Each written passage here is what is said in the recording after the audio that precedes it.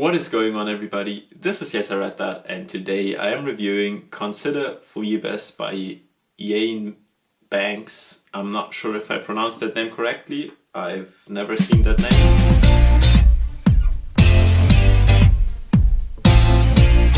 Alright, I got this book used and it's super cool. It's a signed copy. It looks pretty beat up, but it's fine, man. I love it. This is the first book in a series called the Culture series, and the series has 10 books, which I thought was intimidating at first. But now, after finishing this one, I realized that they're all standalone books, so that's really cool. You can read any one you like, and they're just in the same universe. This book is a science fiction book, so not a fantasy book this time, but science fiction, and I had a blast reading it. It's a really entertaining book. I'll talk a bit about the story and then give you my likes and dislikes and my score for the book. So this is kind of a crazy story in a crazy world. So it's a science fiction book. It takes place in an alternate universe where where humans and humanoids and other species have access to the whole galaxy through spaceships and advanced technology. There's currently an ongoing war between a species called the Iridans and a group that is just called the Culture, that's made up of humanoids.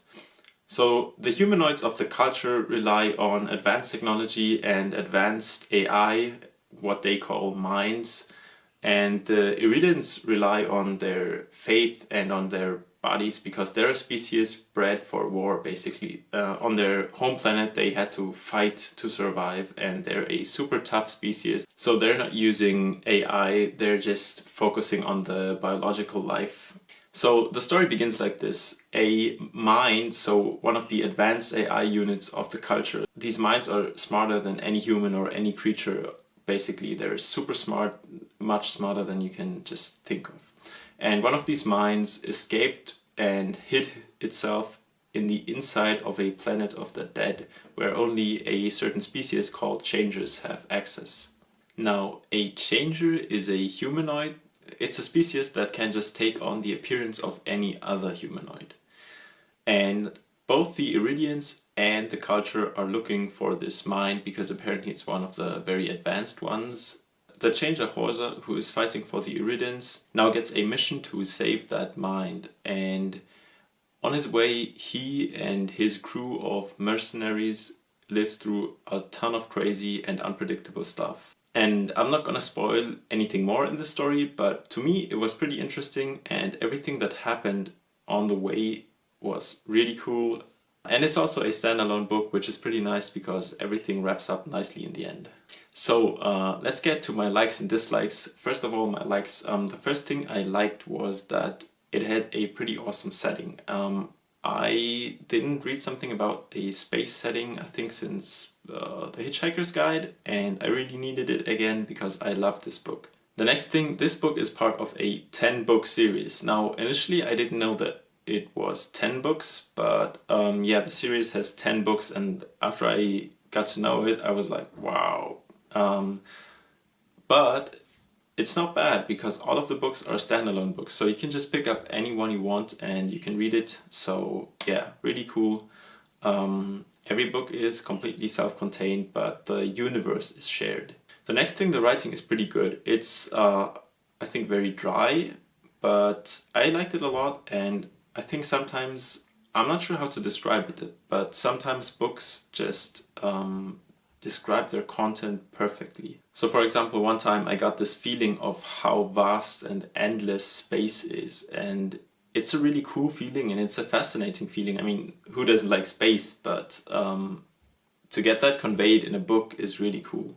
The whole book is also focused on one character, on Horsa, and through that on his crew, which I think is really cool because it gives the book a lot of guidance. You have this one goal in the end, and it's a nice focus to have on the book. So even though, you know, maybe they're getting sidetracked right now, you still know what the ultimate goal is and what the focus is in the book.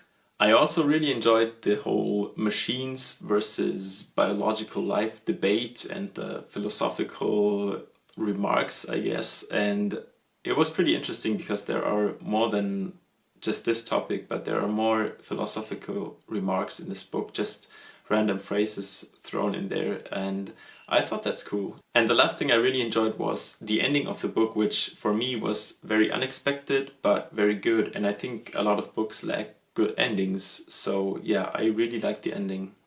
But I guess that is kind of personal opinion here, because maybe not everybody likes it. So yeah, let's get to my dislikes. There's not much here, but I feel like sometimes things got over-explained in this book. And it's normal, it happens a lot in science fiction because you have this crazy world with a lot of foreign stuff and the author just wants to make sure that you understand it, but sometimes it gets a bit much and it gets a bit dry, but I think it was still okay in this book. My final score for the book is a 9 out of 10. I can see a lot of potential for the future books in the series. I'm definitely going to read some of them, but definitely not all of them, or at least not very soon. The book itself is very good. I can highly recommend it if you want to have some spacey, future, advanced technology, or if you just like to read sci-fi. I mean, if you like to read sci-fi and didn't read this one yet, then why? What are you waiting for? So yeah, this concludes my review. Let me know what you thought of the book in the comments below. If you liked the video, make sure to drop a like and maybe sub to this channel, and I'll see you in the next video. Till then, bye!